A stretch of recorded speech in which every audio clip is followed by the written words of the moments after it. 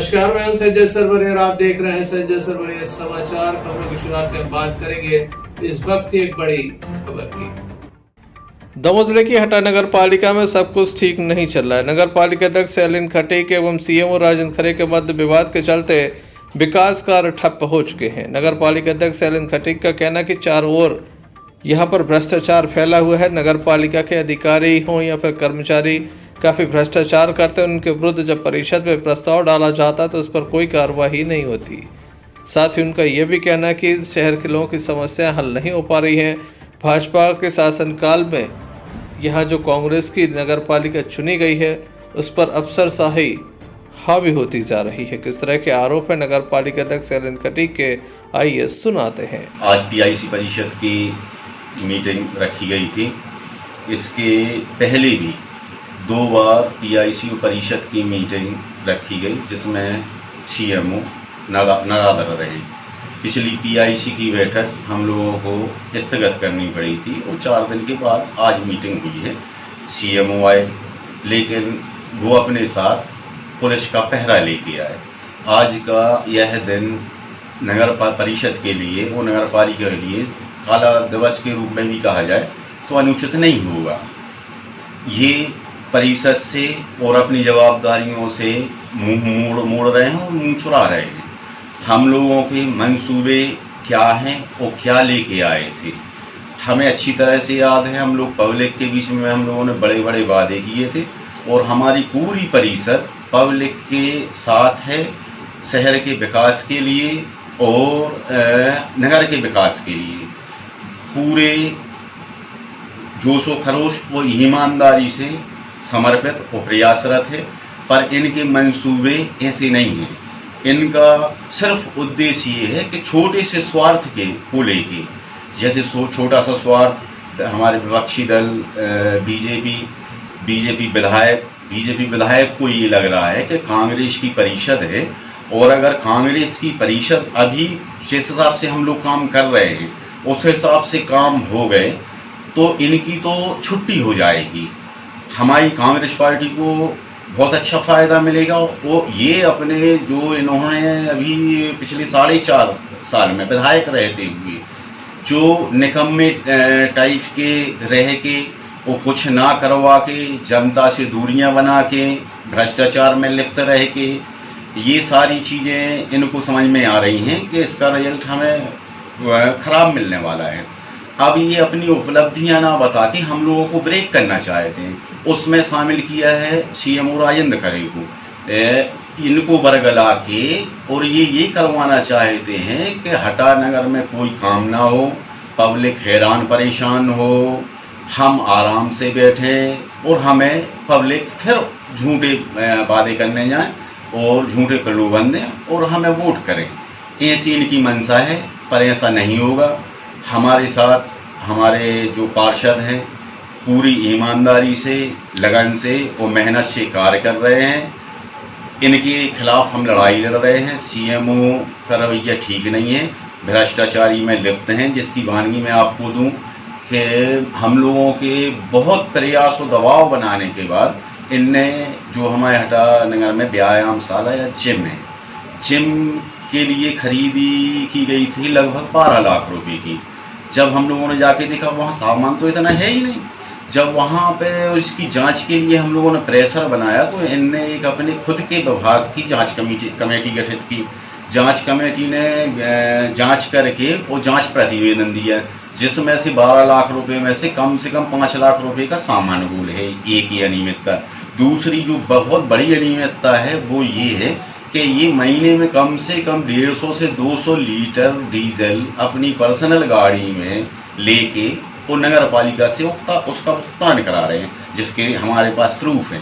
CCTV footage हैं, fuel petrol pump के bill हैं जिनकी शिकायत, और ऐसे ही बहुत सारी अनियमितताएं और भ्रष्टाचार इनके हैं जिनके लिए हमने बड़ी मुश्किल से कागज इकट्ठे करके वो जाके मंत्री महोदय को, कमिश्नर को, ज्वाइंट डायरेक्टर को, कलेक्टर को दिए हैं, पर कुछ कार्रवाई नहीं हो रही है। इससे यह प्रतीत होता है कि ये तानाशाही माने ये शासन और प्रशासन दोनों मिलके हम लोगों के ऊपर दबाव इस तरीके से बनाना चाह रहे हैं कि ना तो हम कोई पब्लिक का काम कर पाएँ और ना परिषद अच्छे से चला पाएँ। पर इन मंसूबों को हम लोग इनके पूरे नहीं होने देंगे। हम लोग जी जान से संघर्ष कर रहे हैं, करते रहेंगे। अभी कंडीशन ये है कि हम लोगों ने उच्च अधिकारियों के लिए जांच प्रतिवेदन दिए जांच करने के लिए। अगर जांच नहीं होती है तो हम कोर्ट जाएंगे और कोर्ट जाते ही कोर्ट के साथ साथ हम लोग जाके जिस पब्लिक के सामने हम लोगों ने वादे किए थे और हम लोगों का इरादा है कि हम काम अच्छे से करें, पब्लिक के हित का काम करें। हम लोग नगर परिषद से उठ के जाके पब्लिक के बीच में धरना प्रदर्शन करके वो इनकी कारगुजारियां जनता के बीच में लाएंगे। एक बहुत ही तानाशाही रवैये की वानगी मैं आपको दूं।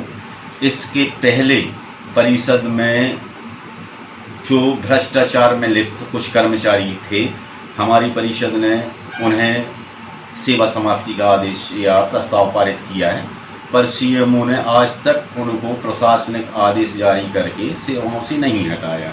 ये मात्र उन लोगों के कहने पर जिन्होंने विगत 18 साल नगर पालिका में भरपूर भ्रष्टाचारी की, और भ्रष्टाचारी आप लोग हटा की जनता जानती है कि किन किन गिने चुने कर्मचारियों से दलाली करवा के और अपना हित या भ्रष्टाचार में लिप्तता में सफल हुए, भ्रष्टाचार करने में सफलता मिली उनको।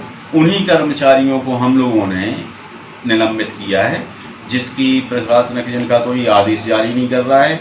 और ये ऐसे लोगों के कहने में जो लोग इनको बरगला रहे हों, उन लोगों में एक आदमी वो भी है जो अपने आप को बहुत बड़ा नेता, लेकिन हम लोग छोटे भैया नेता यहाँ मानते हैं उनको, जिनको हटा की जनता ने बाहर का रास्ता दिखाया है कि बस हो गया, आपका जो कुछ आपको भ्रष्टाचार, तानाशाही और अपना सब कुछ सामंतशाही दिखानी थी वो दिखा ली। पब्लिक ने जिसको बाहर का रास्ता दिखाया, ये सीएमओ उन्हीं लोगों के कहने पे परिषद के मंसूबों पे पानी फेरने की कोशिश कर रहा है। ये तो बोला।